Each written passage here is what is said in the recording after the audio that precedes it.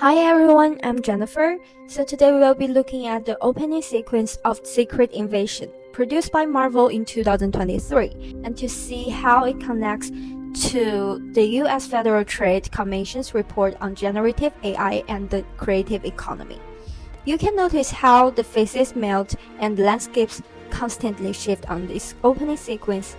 It looks like a watercolor nightmare, and that's because it wasn't made by human animators, it was entirely generated by AI. Marvel wanted this uncanny look to match the show's theme of alien infiltration, but in the actual television market, it triggered a massive backlash. Disney spent over $200 million on this show, hoping it would drive premium subscribers to Disney Plus. Instead, it became a massive PR disaster. By using generative AI, Disney turned their flagship intro into a symbol of worker exploitation right when Hollywood was heading into historic labor strikes.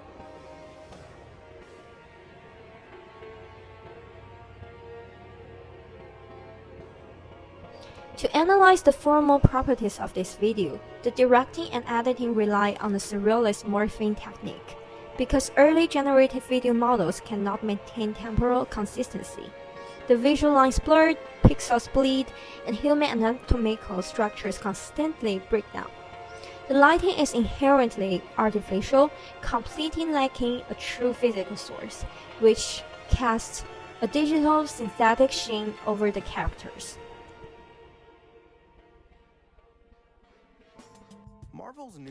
The studio claimed this uncanny valley vibe was a deliberate creative choice, but honestly, if you look at the business side of the television market, it feels a lot more cynical.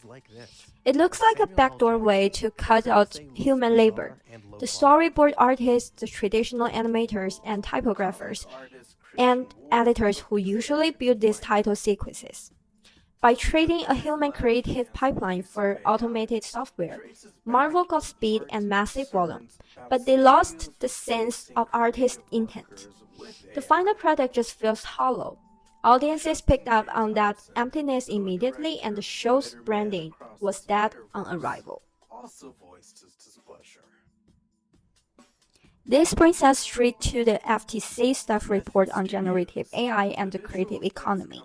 The report breaks down how major studios exploit creative workers, pointing out that artists are trapped in this massive work-for-hire contract where they have to hand over all their copyrights to the studio. Concept artist Steven Zapata perfectly describes this trap in the report. He points out that the massive data sets that text-to-image models are trained off of contain the copyrighted works for artists, whether it be work done for ourselves or work done for companies in a work-for-hire capacity. Zapata then warns that studios can take all your work, train the model on it, and then have a free and tireless replica of you to use in perpetuity. This is the hidden economic reality behind the images shifting on screen. The AI models involved here were trained on massive datasets of human artwork, often without the explicit consent, compensation, or credit typically expected in creative industries.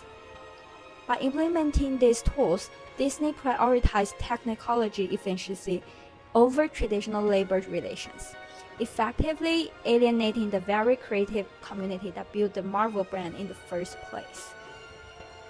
Ultimately, did this project fail or thrive in the contemporary television market? It failed catastrophically. Secret Invasion represents a critical turning point in the business of streaming.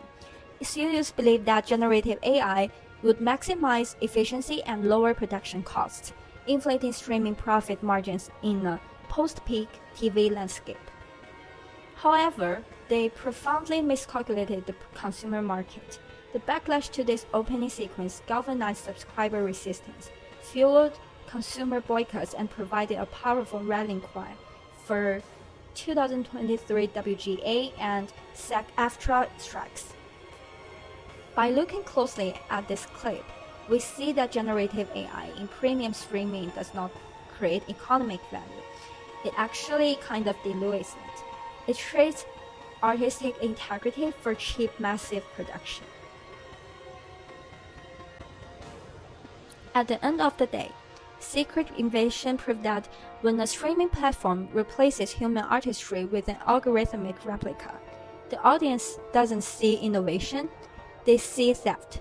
And as highlighted in the FTC report, this practice leads to serve market dilution, cheaply mass-producing content in a way that directly lowers the economic and artistic value of human work. Ultimately, the market responds accordingly. Thank you.